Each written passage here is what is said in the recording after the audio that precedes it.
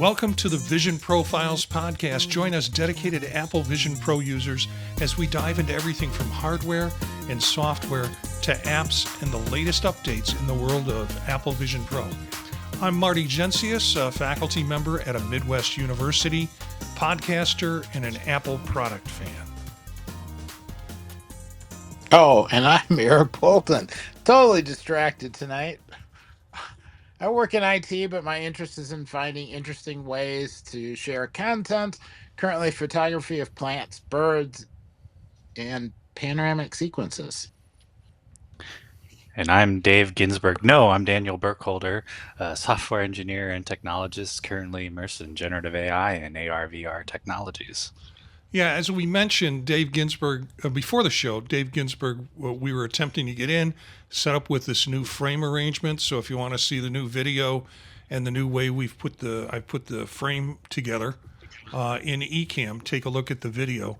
But Dave was in and ready to go, and then thunderstorm knocked him out, and he came back in with his cell phone, and he looked like the great and powerful Oz because the glow was coming from his cell phone and just illuminating his face. And the bandwidth issue was not working well for him. So he graciously bowed out for the evening, and we hope that the storms go well. He texted in the chat room that he had lost his power, but it wasn't too bad, but lots of thunder with what was going on with him there. Cletus has joined us in the chat room, and it looks like it looks like they're having a conversation about the weather, which is good. We have a conversation about Vision Pro to get to. You can follow the live stream at youtube.com/@visionprofiles on Monday nights at 9 p.m. Eastern Time, or catch the video later on YouTube or audio on any podcatcher service. And of course, our website is thepodtalk.net.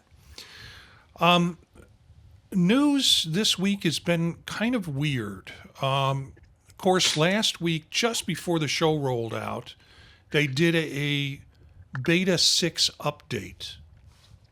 And we gathered some information on that and talked about what the issues were with the beta 6 update. Basically, no Apple documented user face features, i.e. Jupiter, called out for beta 6 versus beta 5. This looks like a stability kind of bug fix pass through. Testers might notice you're not going to find new features on it. Might notice that you're going to see some improved capabilities with it. Then, of course, today Apple rolled out all sorts of new betas. So the beta 7 rolled out around noon today is when I got it and got notice of it, and immediately put it on my headset, and then immediately searched for news in terms of what are the developer notes with beta 7. And I have been looking for beta 7 notes all day long. And I've gone to the other betas, like the iOS beta 7, and sure enough, they have updated that information so you can find out what's new on beta 7. But I have been checking up until about 10 minutes before we recorded at 9 o'clock p.m. Eastern Standard Time to see if they had corrected or updated the notes for the beta 7 release. And when I get to it, it still gives me the beta 6 notes. So Apple's kind of fallen by the wayside on that. Have either of you loaded it yet? Yeah, Nope. I did this afternoon, but I always troll through every setting possible just because Mm-hmm. I'm a nerd. But I didn't see anything that stuck out to me, and it's doing fine. It's performing the same. I hadn't noticed any difference. The only thing was it took a while to get it. Like it Yeah. didn't want to see it for a long while this afternoon, but so far so good, I guess. In this case, without any notes, hard to say. Yeah, and it hasn't shown up for me yet, so Yeah, maybe later tonight. when the notes come out, I'll do a comparison between the Beta 6 and the Beta 7, and maybe I'll put it in as a pro note tomorrow night or Wednesday morning to let you know what the differences are between it. I did kind of troll through Reddit. First thing I noticed was, just from my own experience with it, this is weird, and it might just be me. Maybe I never noticed it before, but with how the apps, when you have the homepage open and the apps are displayed, well, as you move your eyes to look at different apps, the button pops out. But Ah, what I noticed this time was the button, and then some component of the art that's on the button also pops out. So you mm, have a real dimensional kind of look at the button. So it's not just the flat image popping up and raising up. It's the button raising up and the flat image kind of activating some dimensionality to it. So that's something I saw, and hmm. it might have been on previous releases and I never noticed it at that detail. But I did notice it this time, so you might want to check that out when you get an opportunity. The other thing was no Jupiter. I went in and looked, and no Jupiter background. That was one of the things that was going to roll out at some point with this new version of the OS 26, but we haven't seen it yet. And then I saw something that is informative on Reddit. Someone who had loaded the Beta 7 said there is still no curvatured screen. You still can't get that full screen with the curvature on it if you're doing Mm. it, if you're using the Mac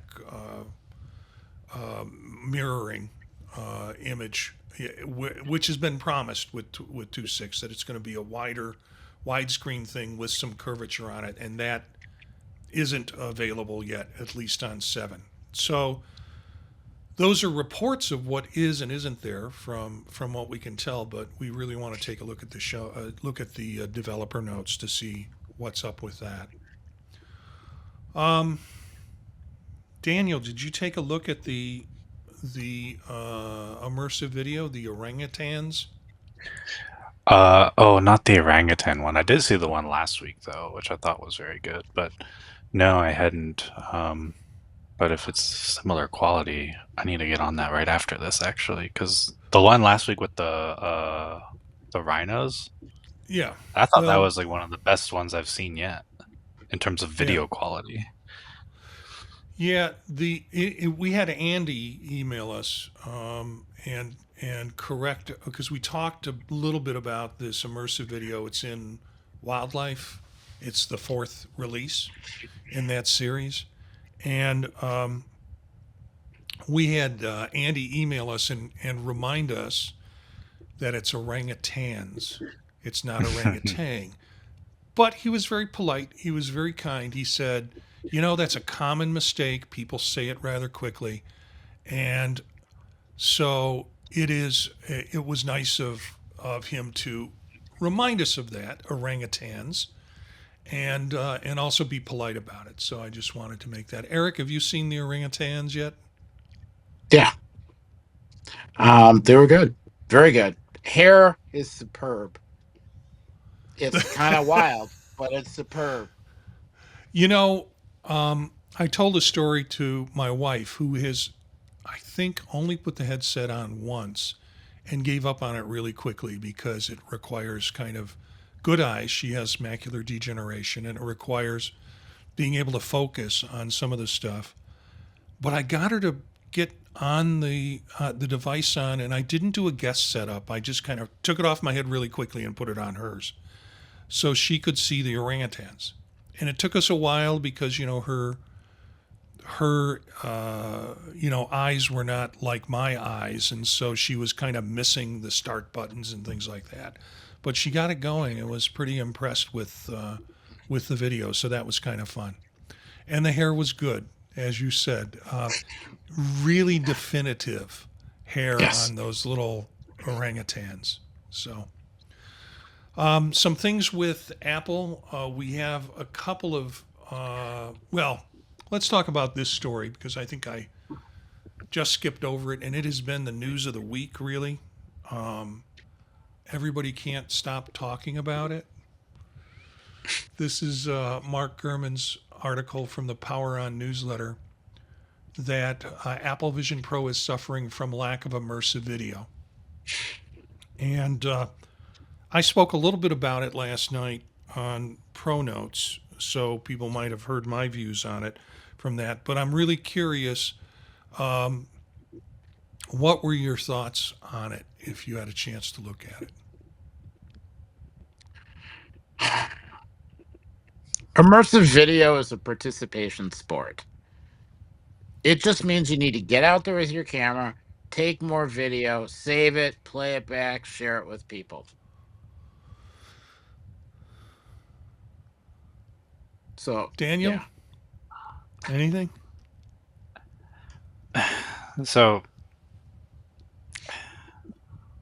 when people talk about the Vision Pro, they always mention content, content, content. And I find that strange because I don't think about content when I think about a computer. Mm-hmm. And now, if that is the thesis of this device, that it's like an entertainment device, then this article, this theory, this makes 100% sense. And one could argue that it is kind of its best selling point, is its immersive video. That that I'd be okay with agreeing with that. And if that is its best selling point, then it really does have a lacking of it. But at least to me, I don't think of it as a big movie theater. So the idea of content and lacking of it, to me, is I don't care. I don't know why someone would care. Like, because you wouldn't say that about lack of a content on a MacBook, Mm-hmm. right? You care, can it do a job I need it to do? So that's kind of where I sit on this idea. But kind of again, like, I agree if that is the lens you're looking at what this device is. And I didn't even think about it that way. I think you make some really good points about some. Many people use this as a productivity device, not as a necessarily as a. I mean, sure, we enjoy the movies, and that's all part of it. But and maybe that's the big selling point in the product is the that the entertainment aspects of it are just absolutely amazing. But I don't think it falls on Apple necessarily to produce a lot of content when it's essentially a computer. And that's the intent of it, is to be part of your suite of what you're going to use for productivity. It's just the entertainment is really good on it. I file this as an opinion piece. Mm. This is his opinion. And unfortunately, one of the things I do in prepping for the show, and Dave Ginsburg turned me on to this. He texted me. He said, "Have you seen Gurman's article yet?" And I said, "No." This was sometime yesterday. And he sent me a link to be able to look at it. And then I realized I'm still paying for Power On newsletter and got it, but then could not. I can't share it here for that purpose because it's behind a paywall. So I managed to make copies for you guys to take a look at it. But it is an opinion piece. It's his opinion that this is a problem. I don't think it. I don't think he's wrong. I just think that he's putting the blame too much on Apple to produce content when Apple's hope, I'm sure, is that you would have developers producing content for it. And so the problem is everybody has picked this up. In prepping for the show, what I do is I go to FeedSpot and I look at all the different articles that have come out in the last week, and I go in daily and kind of check to see what's new. And that's all this is. It's a replication of what this article is on different media providers, on different services, and in different countries. And some of these media folks, media businesses are putting it out like every hour. So when I go and do a search, I just get flooded with this article in other languages and in other countries. So unfortunately, what's going to happen is that it's going to become bigger than it is. It's an opinion, and to that end, that's my thoughts about it.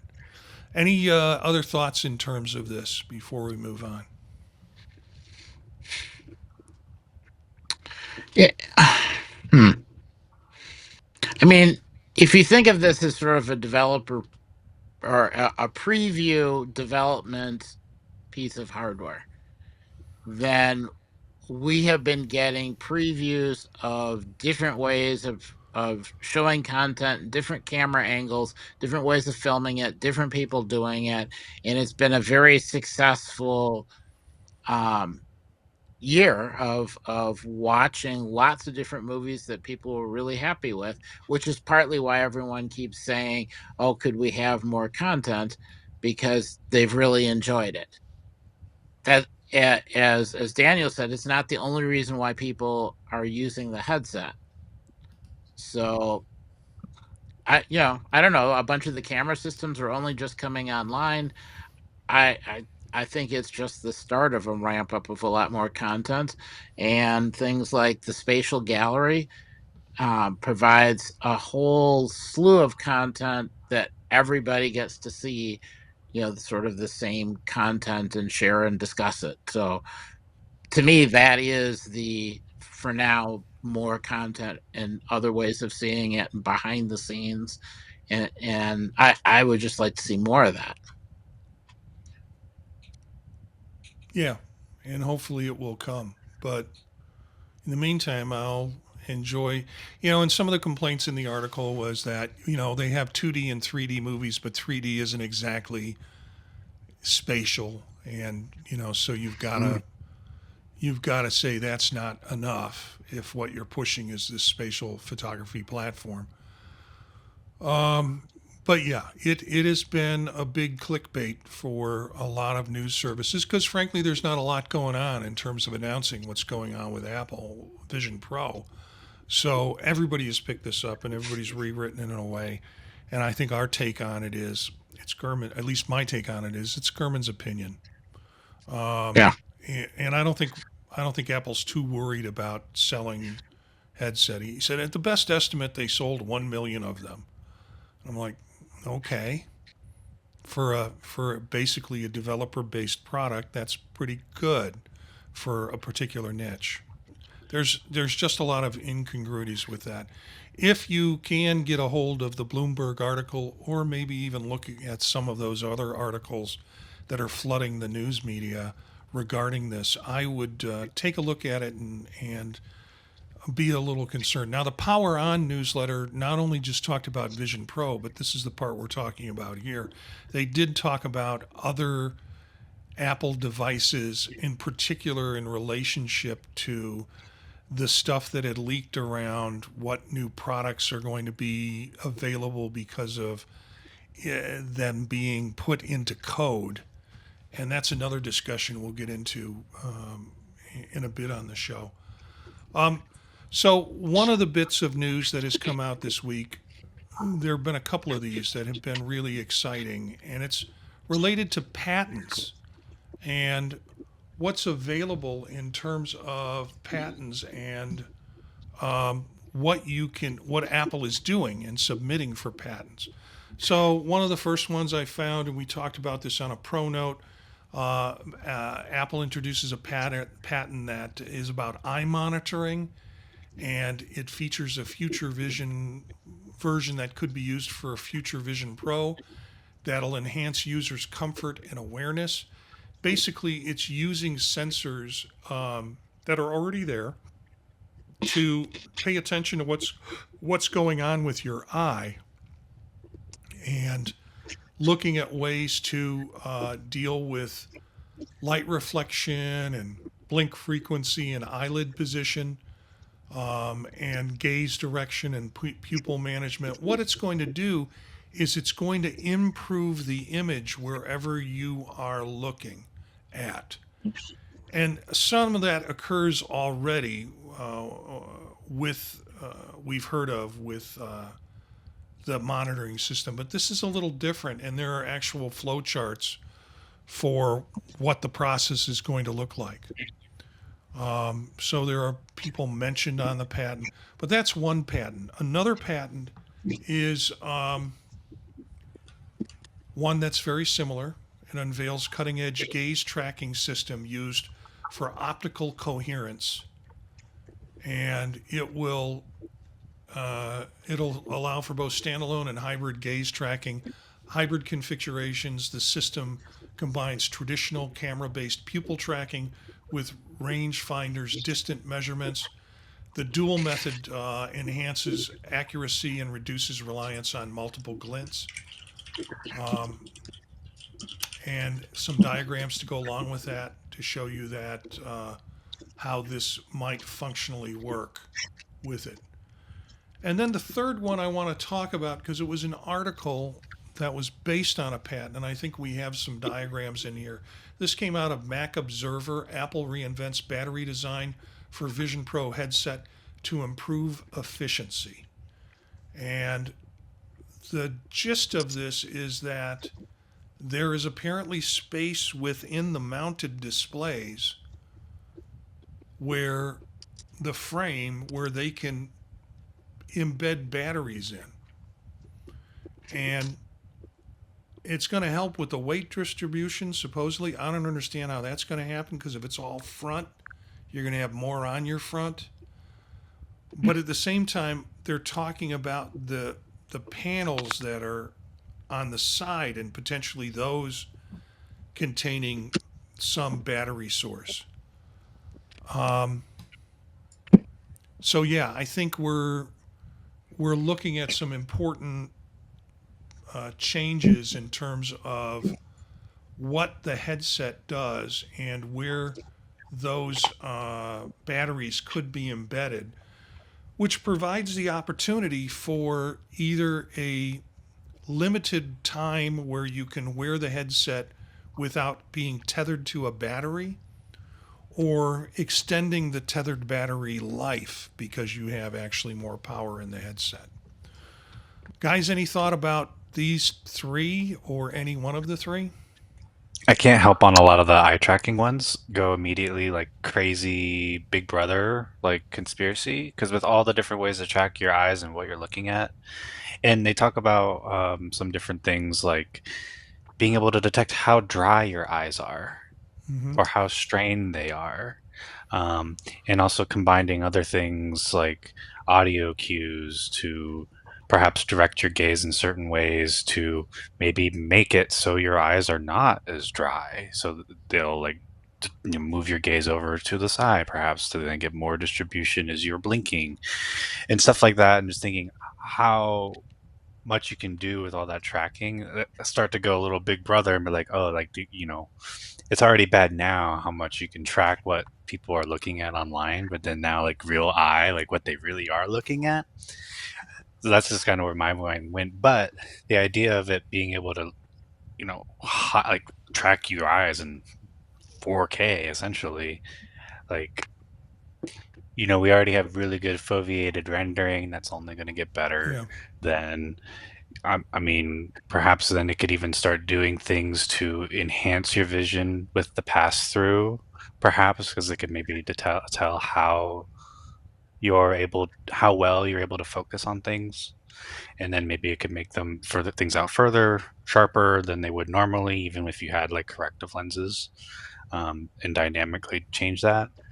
Lots of things like you could get creative here once you have a lot more data in mind. Um, And then on the getting clever with batteries and stuff, again, I went immediately negative and I'm like, batteries right here above my eyebrows. What happens if they pop? Yeah. Yeah. I thought that too. Yeah. What? And then on the weight distribution, that does seem a little unintuitive initially, but Yeah. then you think about it for a minute, like, well, it would at least bring the heavier stuff closer to your center of mass. instead of further out, where like maybe if it's on like other headsets, right? Like it's kind of on the outside end of the headset or further back on the back of the headband. So I mean, that would make some sense too, or putting it on the side pods, because then it's just bringing that all in tighter to your center of mass on your big dome. So I can see that helping, but the question is how much power would that supply? Would it be worthwhile to do? Maybe if they could stuff it in there and have the 2-hour battery life that they have now in that form factor, cool. But if it's like, oh, maybe it's a low power mode or something, an emergency mode, just a pass-through only mode, maybe, because that is kind of a thing with the R1. It kind of has like an emergency mode, so maybe they have like a low power emergency pass-through mode that could last longer. Uh, I just wonder what you can do with how much you can stuff in there. But perhaps that actually could also signal to how they will manage battery on other Apple Vision devices like Yeah. glasses. Yeah, that's a good E- point. I, Eric, do you have thoughts? um, yeah, I was just going to say, Justin had a good point in that Yeah. if you build in a battery and make it more complicated, maybe it's harder to swap from one battery to the other. My the thing I guess I was hoping for is you would get enough of a battery to allow you to do a battery swap without having to reboot. Would be kind of nice. And they talk about that in this article. I appreciate Justin's comments on that because it made me think. Yeah, the good part about this is I don't have to turn and shut everything down. I can just swap out because I have enough jam in my head to be able to keep the video going. Yeah. And whatever they have, as long as you can plug power in and keep the battery going, I'm happy. Because I just keep mine plugged in all the time. And I Yeah, get hours and hours of enjoyment.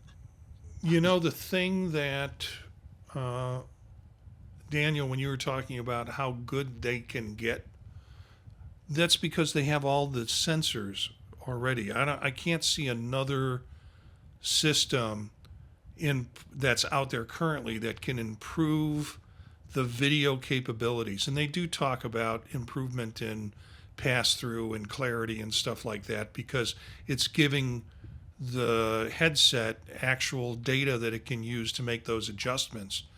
Whereas I don't think other devices have that level of ability to respond to the user based on the fact that they don't have the kind of sensors that they do in Vision Pro.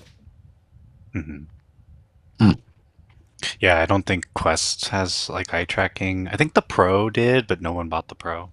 Yeah. Um, so, and there's no way any of these new ones that we'll talk about later, and there's no way any of the new ones don't have any form of eye tracking. So, um, yeah.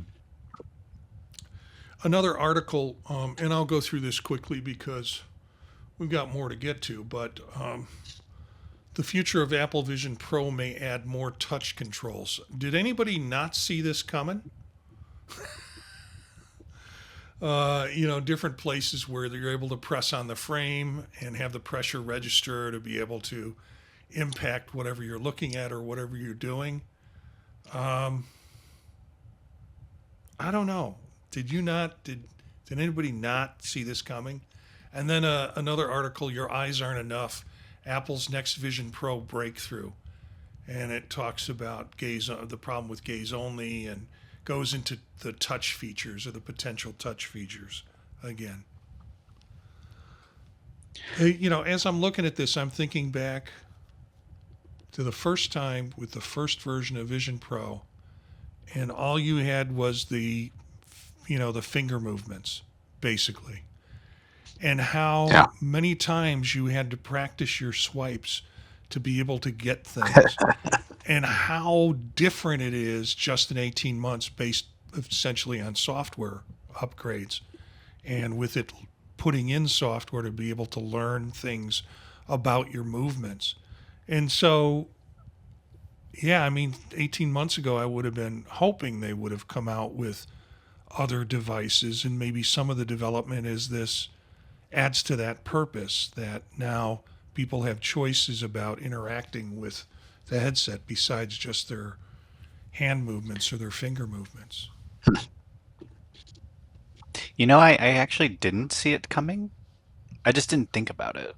Um, and I'm not going to say it wouldn't be welcome to some different touch interaction on the headset, physically on it. Um, but I don't know. Even in giving demos to people, do you find that's even just to find even the crown or the what do they even call the other button? I don't even know. Um, I in times I've had people try to show to them, they have trouble even finding where those are. And Mm-hmm. so then now, if we're talking like capacitive ones or whatever, I don't know. I would expect them to actually put more in on gestures than sort of like haptic, like touch surfaces. And really, like from a input standpoint, I need to see them improve on text input. Yeah. Yeah. That's where they I really need to do most of their work, because then that'll unlock a lot of usability, and then you could really start to have those discussions on like, could this replace your smartphone? mhm.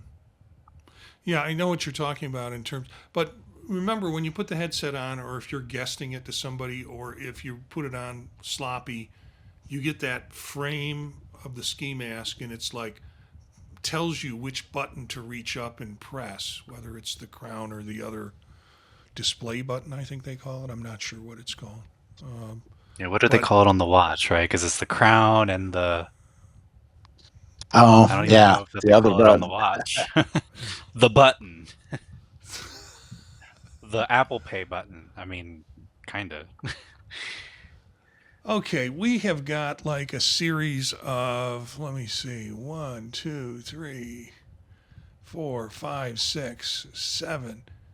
8 articles that we'll put in the show notes so you can get to them. But the whole thing is based on this information that came out. And Daniel, I'm going to rely on you, although Eric, I'm sure you've got some ideas about this too. But just because it's in a code doesn't naturally mean it's going to show up. And uh, yeah, Eric just typed in our chat. It's the top button and the digital crown. So isn't the top But they're both button? on top. They're both on top. Yeah.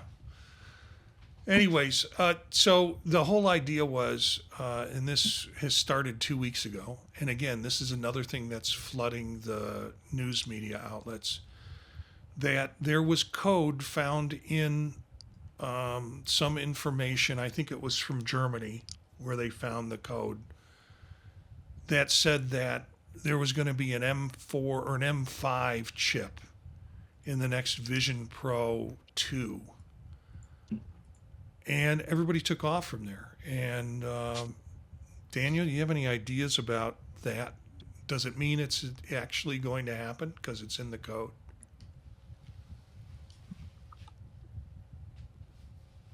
No. uh, I don't know. Maybe I hope it would be nice. I mean, it's not unusual to see SKUs essentially of different models that exist in builds beforehand.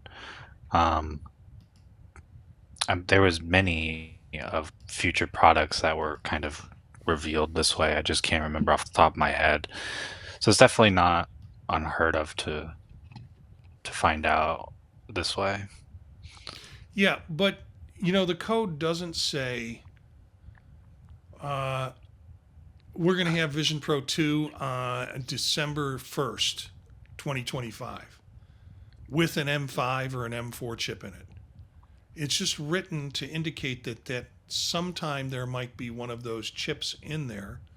You'd assume they'd put the code in there because it's going to be applicable, but there's no way of predicting when it's going to wind up on the next version. And for those who are watching the video, I'm just kind of flipping through some of the articles that we have and you can find in the show notes.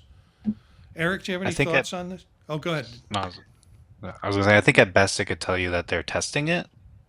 Yeah. I mean, obviously they've been testing it, but like builds that people have some access to are being tested on it, which then could align like, oh, if we're expecting so and so build out in November, that might indicate that it would be compatible. So that's a eligible window. Perhaps they might want to release that, the hardware.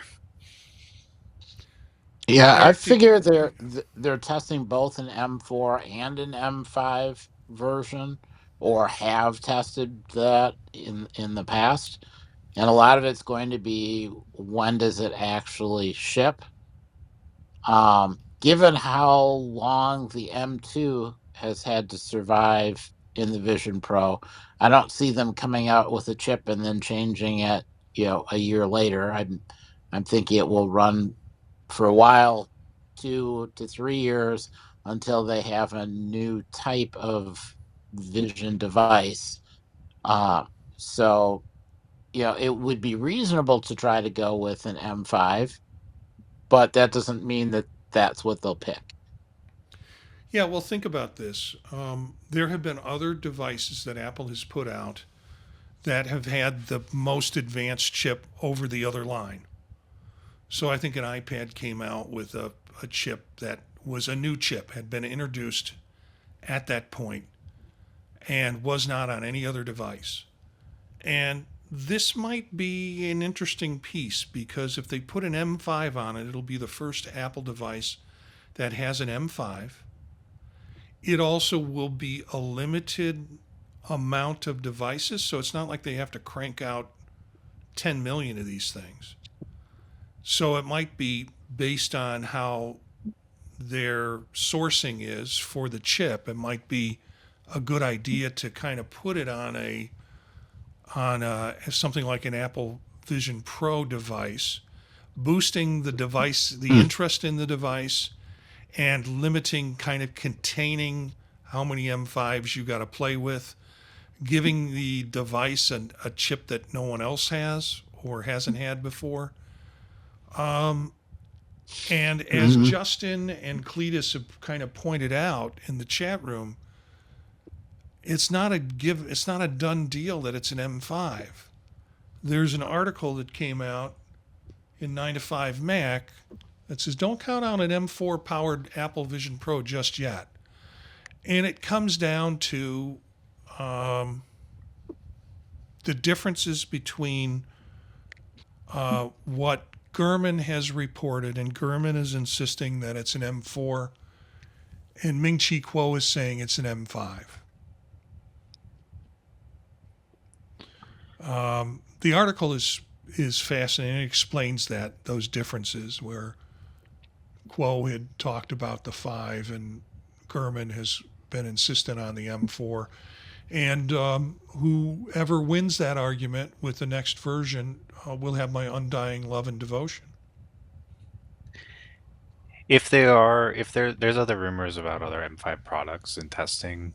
So, and you know how they do CPUs for anyone not, familiar with the binning process, right? It's not going to Right. have like an M5 Pro Max, right? It's going to have the the lowest end M5 that, it's like, oh, this one's like serviceable.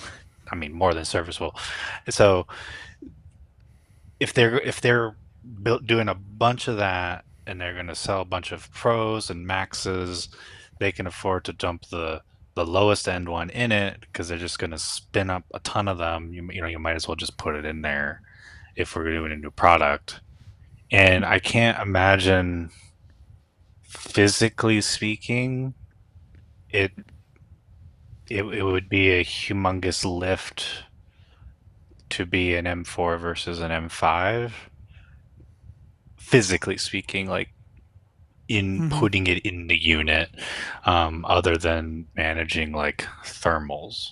But that you could just, detune it in software to manage thermals. Um, so I mean, and maybe there's a question on how they do their chip ordering, right? Because they probably, I wonder now, since they're manufacturing their own silicon, if they ordered enough M4s for their entire product line up to the M5s. So then when they order the M5s, they're just going to order their entire product line up to the M6. So then And why would they have an M4, a new product with the M4, if the timing works out with the rest of their supply chain? explain. I mean, I think I know what binning is. I'm not sure all of our listeners or viewers would know what binning is on a chip. Can you explain that, Daniel? Yeah, best I can would be, say, oh, somebody's making a CPU, and let's say just it has uh like Intel's making one and they offer one with 8 cores, and but they also sell one with 6 cores and one with 4 cores and whatever. Well, the one with 4 cores may have actually had five, so they turned off one Yeah. because like one failed. It had five good ones, so then they turned off the fifth one, and then they just sell it as four, or and then two, and so on. I'm sure somebody's going to get really irritated with that explanation, but like that's kind of what it is, right? Like, because it's not a perfect fab processes, so it's like, well, how can we kind of salvage these in a way, right? And then design the chips in a way where we can still bake in that, how to say, that yield, right? We can get more yield out of it, being mindful of not every one is going to be manufactured perfectly. Eric, you got anything to add on this? Yeah, I mean, we haven't seen an M5. We've seen the M4s. So in their testing, maybe there's some feature of the M5 that either makes it more power efficient or makes it a better option for the Vision Pro. Um, there were the rumors about having to have a chip with a bunch of extra cores or tweaked or modified to handle the special needs of the Vision Pro. That sounds like a modified M4, but maybe M5 already has enough that you didn't have to do extra tweaking. I'm not sure. I mean, I am sure they are testing a bunch of different options, and I don't know if they know for sure which one's going to work. It wouldn't surprise me if we get something like a mini or an iPad or something like that with an M5 first. Um, a mini would be convenient because it's easy to use as a developer for testing things. iPad because it's a very similar OS. So Mm-hmm. I'm not sure which is better. Um, I to me, I guess it doesn't really matter. Something faster than an M2 that can handle doing a little bit more, maybe uh, you know, be a little bit faster, a little more efficient, or slightly cooler running code. I've noticed if you go and take spatial uh, photographs and then you put them on a Vision Pro and then press the button to make them spatial again, the images look a lot cleaner. They feel better. There's less strain on your eyes. They kind of balance out. That to me, that's an indication that they're doing a bunch of extra adjustments, and having a little more power will make that easier. And if you can do that in a video in real time, that's just an extra bonus. Yeah. So I think they will go for as much processing power as they can manage to cram in, and they're not in a rush. Well, I have my Apple bank account ready to go as soon as they are. And I hope they don't upgrade any other devices other than the Apple Vision Pro before Christmas because I don't think my bank account can manage that. However, Mine I know, definitely will not. yeah, I know Daniel is really excited about this next topic, the competition, and a couple of announcements of different kinds of glasses coming. Vivo's, this is one of these announcements that has, I don't know, it's good and it's bad. It's like, hey, guess what? We're going to tell you something really important August 21st. Please let us, please pay attention because we're going to tell you something really important.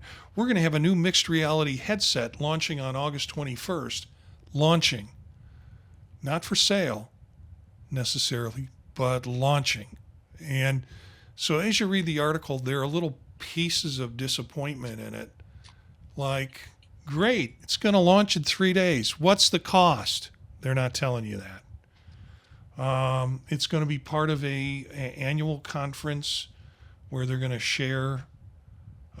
I think announce it at 2:30 p.m. That is 12 noon IST. The launch will coincide with the company's annual imaging festival. But we don't know much about it. Earlier reports indicated the headset might feature a 4 nanometer Qualcomm Snapdragon platform. More details are expected before the official launch. Well, that's cool. So we can maybe hear something about it in the next 3 days. Daniel, any thoughts on this? You really pay attention to other market headsets more so than I do. I mean, it's kind of hard to have any other thought on it until I the know. 21st. But I would take the bet that we won't be able to buy one in the US. We won't be China able to? only. Yeah, I Hmm. wouldn't be surprised. Hmm. Well, actually, even says right here, launch in China. It probably won't come out in the US. And all these other ones, really, I don't think any of them have come to the US officially. And then speaking No. of the competition, and the only one that would probably bring one, where's the Samsung one again? Who Did we all knows where forget the about that Samsung one? one is? Yeah. They um, that was a big splash of nothing. That was a big nothing burger that they gave the information or they made the announcement with no information. No cost estimates, no operating system estimates other than it's probably going to be Android.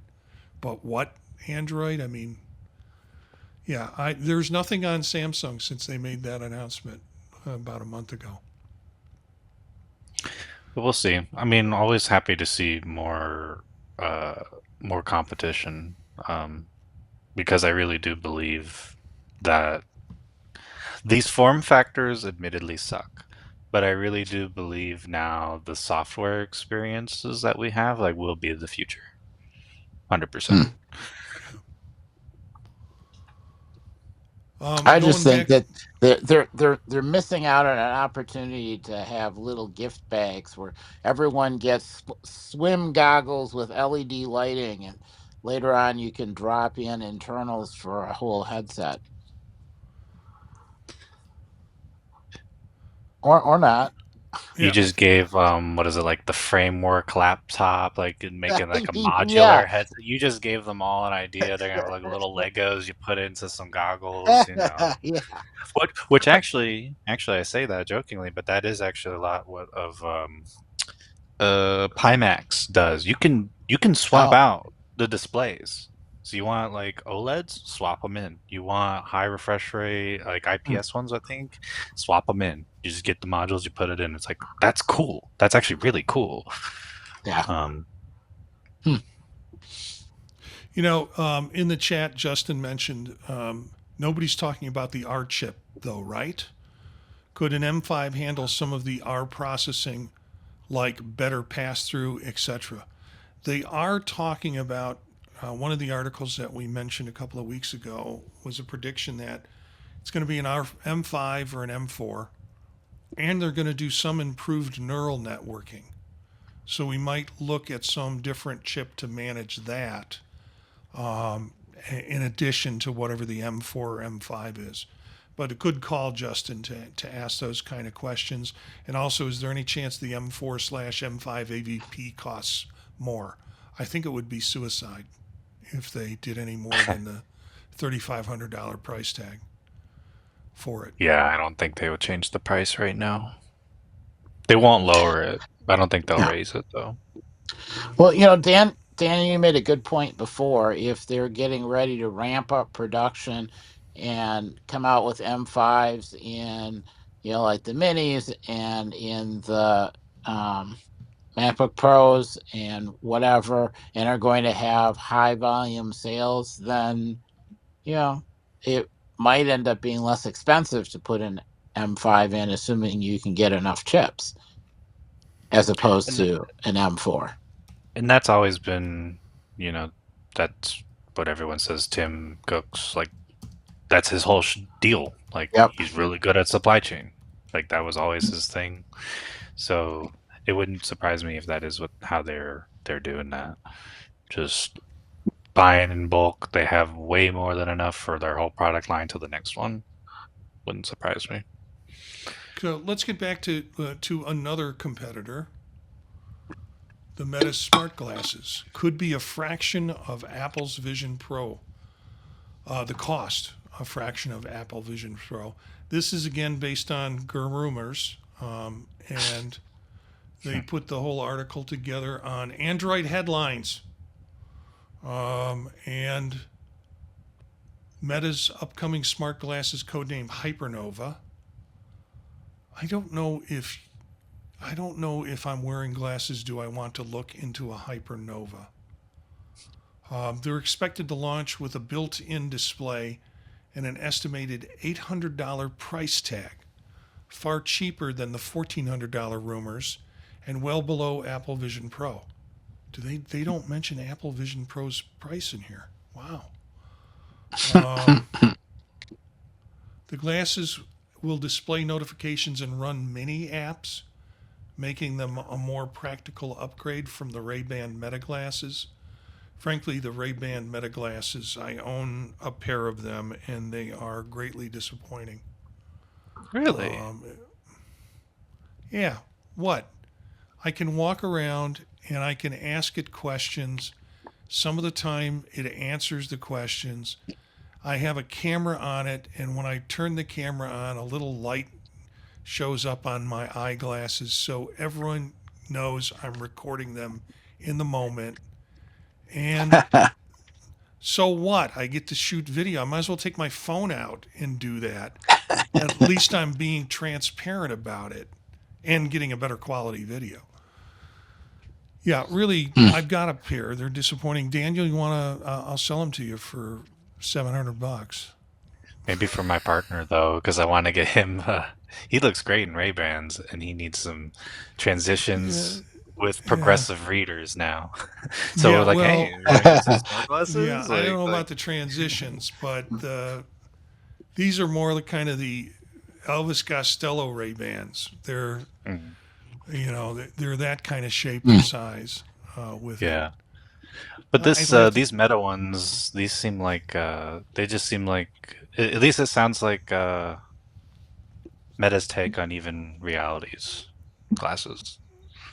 Small display, probably Apple Watch level functionality in terms of what can be shown and what can be done on it, which is not a knock because I would like an Apple equivalent to that. Put Yeah. Apple Watch on face, that's just normal glasses. I'm sold all day. So if that's a Meta take on it, I look forward to see it. It'll be pretty cool. It's interesting. We're now that I think maybe we have the design right. We're reverting to what was essentially Google Glass. Giving you minimal Right? information, but it doesn't look. You don't look like a cyborg. You look like Elvis Costello walking around. It is it, and it gives you. I mean, I love that interface, but it was just too creepy for people. And now it's no big deal. And you have to Yeah, wonder how much they are malding because they were just so ahead. They were right. And which is happens all the time again in tech, but if I were them, I'd be pissed. I'm like, man, like we did all that and this, that, and another, and then glass hole and this, that, Yeah, and of and I, course I was times going have to say, changed, but all still, all good things at Google must come to an end yeah. Yeah. because they kill those products that we really like, or that I've really liked, and the glass was one of them. So, Of course, um, they're really careful not to have a date, and yeah, it could cost a fraction of something that we don't know what. Yeah, so who knows? yeah. You know how much it's going to cost? It's going to cost how much a certain percentage or proportion of potential buyers will pay for it. That's the answer to Oh, that question. and actually, probably a lot of that too is you have no idea what kind of tariffs or things you're going to be under at any given hour. So Yeah, don't even want to talk Yeah. about price until it's closer. Yes, yeah. So, yeah. And Justin just wrote R.I.P. Stadia. oh, I love Stadia. What was Rip. Stadia, Daniel? Game streaming, like NVIDIA Oh, GeForce Now. It worked yeah. really well. Of course, Yeah. you obviously had the internet. I played Cyberpunk 2077 on it.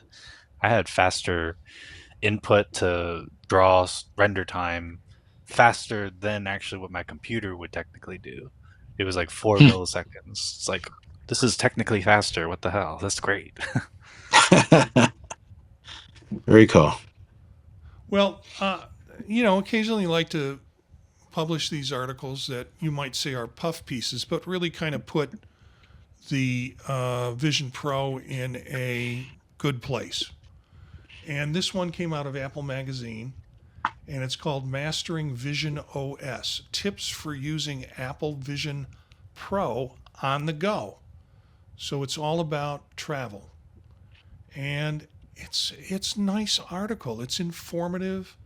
And if you are a Vision Pro user and owner, I would say take a look at this article. It's just a nice, I don't want to say short, I don't want to say long, but it's a nice review of the kinds of things that you can do if you're traveling with the Vision Pro.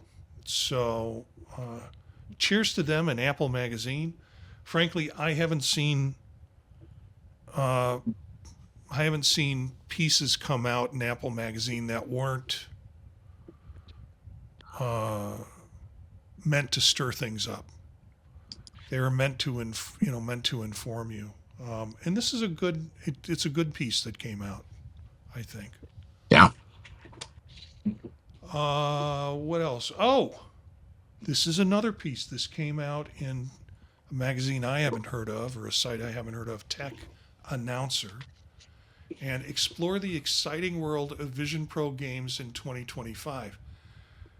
Now, that might be contradictive to say that it's an exciting world of games in Vision Pro 25. I'll leave that up to Daniel to comment, but this article does have some talks about the evolving landscape, the new controller support that's going to happen. Apple Arcade is now a part of that, and that's a growing contribution. Um, Immersive experiences, developer opportunities with spatial gaming, and other good things in here. Social gaming, shared experiences, educational and creative applications. This is a nice long article that talks about all the things that Apple Vision Pro can do, and from a gaming standpoint.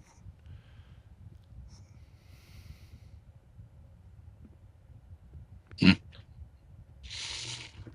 Any ideas, Daniel?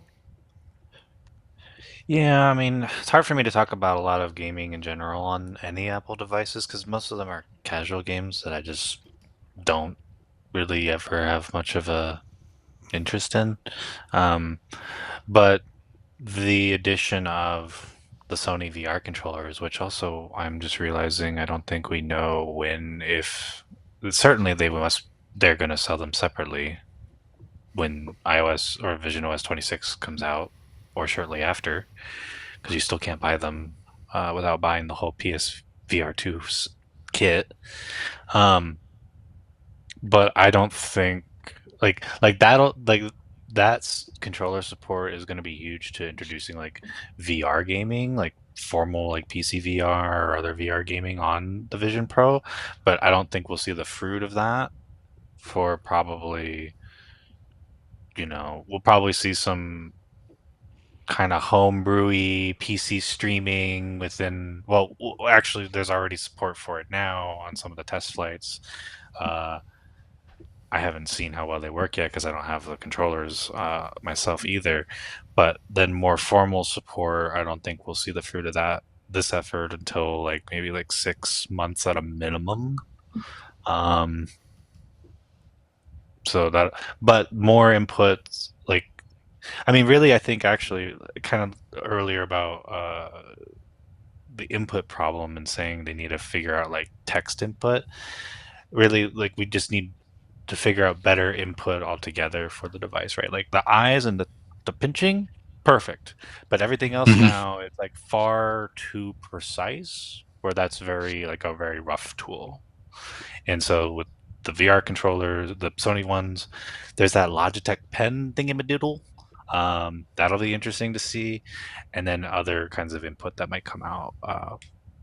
Who knows? I am playing with some ideas in my free time, just to explore as proof of concepts as well. So we might see some different things. Um, really, that's actually more of another area I'm personally looking into is any advancements in human input devices, because they're like those are the two things that kind of really do a lot for computers, right? It's displays and input devices. Look at those two things, and like you can pretty much figure out where everything else is going to go. I guess batteries as well, but yeah. Yeah, and Justin has a comment in the chat room. Yeah, what's going on with Sony? You think Sony would have to had a big rollout like Resident Evil Village VR or something? Oh wait, well, Yeah. Well, you wait, want to talk Sony about news. Alien Earth? Oh no, and I'm not even familiar with the franchise. Oh, It Eric, you was familiar? scary. We were Did you? scared. Man, I So don't did you? I don't like horror movies. I don't like horror films. I went to see Aliens because somebody told me it was a romantic comedy, and I was not amused. What This is well done though. what did you think? It was like someone from the U.S. meets some I just, foreign person and some they fall in love together.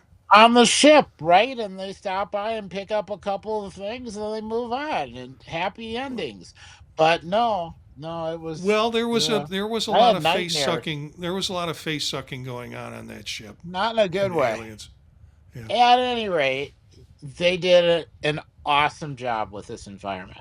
You've got background sounds and lights and noise. You get the um, kind of sparks, electrical sparks coming off with hints of kind of smoke. You get the dripping water, and I mean it's all the things that in a game or a movie you would see in the opening scenes, and then never really after that. But here you just have it, and you can start a TV show or a movie and watch it in the environment, and you hit stop, and then you get surprises, and it's very enjoyable. Except that I don't like to be scared, and I was scared, and that part was not enjoyable. I had to eat a lot of stress M&Ms to get through that. Well, I'm glad you took one for the team. I have not been in the environment yet, so I'm glad you did that. It I does am kind take of it takes a little while to download, so plan that part and look up. That's yeah. all I can say. I was kind of aliened out after the third Alien movie. Then we got into like There's three of Resurrection, and them. we got yeah. Holy crap! Yeah, the second one was done by David Fincher, I think, and I like Hmm. David Fincher as a director. That was Aliens. So, anyway, yeah, after that, I kind of Yeah. dropped interest in the uh, And the whole the franchise. yeah, the whole franchise and the whole monster. But then there were Alien versus Predators. Yeah, I did watch a few of those. Oh, But yeah, you're not so going to yeah. stick my head in a machine where they're all around me.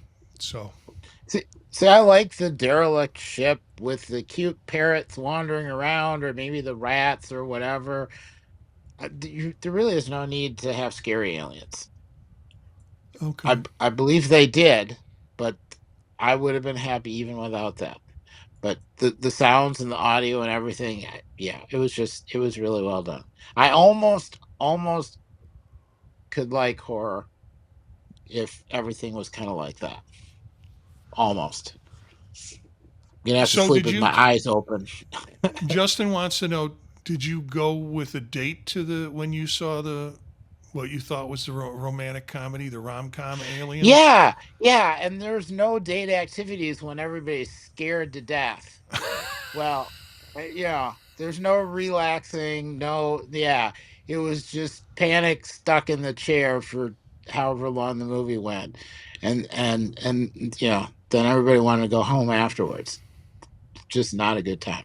Now, I think if you got somebody that really liked horror, yeah, all right, fine. Everybody's hugging each other and consoling each other and all that kind of stuff. But no, I don't have time for that in a horror movie. All No, right, bad memories. let's move on Thank you. to the app that we're going to talk about this week. So the app that I want to talk about this week, the app that I stumbled into today, which was kind of fun, as I was upgrading to Beta 7, is an app called What the Car. And I'm familiar with the group because I think they do What the Golf. Hmm. Oh, they don't do Sneaky Sass. Oh, Sneaky Sass Car. What the heck? I gotta play that one. This is, What the Golf is a game where you are kind of silly puppet golf player, and you have to go through a bunch of obstacles, and there's physics involved in it, and there are trick shots and things like that. And it's kind of fun. I'm familiar with it on the iPhone, which is if I play any games, that's where I'm generally playing games. And I got Hmm. pulled into that game just because of the popularity of it, What the Golf. And then I saw this in Vision Pro, and I believe it's available on other devices, so on the iPhone, iPad, the Mac, and then with Vision Pro, I've switched to this in our screen. It's really pretty cool,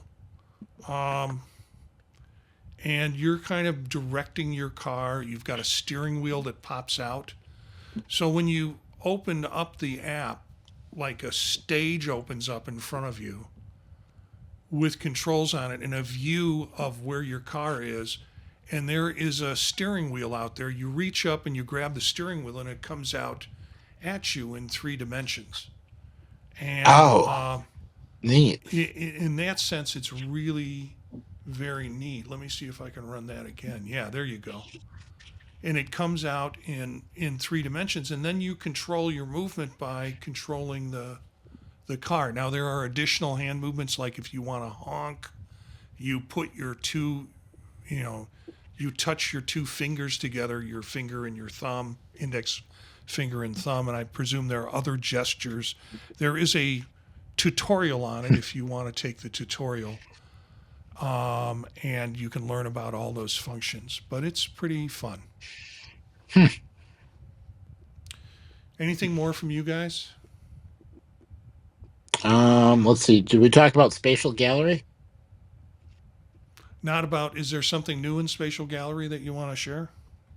Yeah, so August 14th, there from the Netherlands, there's a sequence of tulip fields that's really well done. Like a little wind going through, moving the plants, and you get the nice depth. Um, that was pretty cool. And then August 7th, there was a gondola ride up a snow-covered slope, but evidently it's snow-encased trees. It's just a neat view. Very Okay. stunning. So both of those are worth looking at. Cool. I'll put that in the notes so folks will be able to pick that up. Remember, we do live streams every Monday night at 9 p.m. Eastern Time at YouTube, youtube.com/at Vision Profiles. And you can join us there live, or you can pick up the video later at youtube.com/at Vision Profiles. That's our channel. We've had some remarkable folks in the chat room. Thank you for coming along. Thank you for keeping a conversation going. We've had Agent Dax, Justin, Cletus, and other folks in here. Dave Ginsburg has joined us virtually, at least through the chat room. And we've had, I know we had some other folks on at the beginning, but at a time currently we have 9 people watching, which is pretty cool. So it's fun when they interact, when they make comments, and we get a chance to talk about that. So I appreciate their joining. Vision Pro Notes is our feed of short news stories. And I can tell you the next one Wednesday morning is going to be about whatever I can find out with regard to the Beta 7, and hopefully Apple will update its notes on there. But we do it 3 times a week, Wednesday morning, Monday morning, and Friday morning. You can expect a 5 to 10 minute little blurb on what's new with Vision Pro. Guys, anything else you want to share before you can tell us where we can find you, Eric? Yeah, I don't have anything else, but while I'm dodging humidity, I can be found on Mastodon at EA Bolden at mas.to, posting plant and bird pictures. Otherwise, here on Vision Profiles on Mondays, Tuesdays on Mac Voices from macOS, and on Thursdays on In Touch with iOS, covering iOS and iPad OS, and the kind of another overview. So we get in all of our OS fix for the week. Daniel, anything you want to share in terms of how people can get a hold of you? Yeah, I can be reached on Blue Sky. The handle is IO Expander. IO Expander. um, Otherwise, I'm not really active anywhere else at the moment, but I I'm gonna have like a personal website up sometime soon, since I need to have more of a digital presence in the world lately. uh, so Okay, we'll be excited if you're willing to share that when that time happens. If you're willing to oh do that. oh Yeah. yeah, that totally. I mean, that's part of the intention to But setting that in the all up. meantime, IO Expander at Blue Sky. Yep. Cool. Well, thank you for tuning in. We'd love to hear from our listeners. Thanks, chat room. If you have any ideas or want to join an episode, email us at thepodtalknetwork@gmail.com. Our bumper music is Free Jazzy by Steve Combs, courtesy of the Free Music Archive. Learn more about us and the Vision Profile podcast at our website, thepodtalk.net. Also, other podcasts that I'm involved in and that I work on and that I've developed. So take a look at thepodtalk.net. Spread the word to other visionaries. Thanks for listening, and we'll see you next time.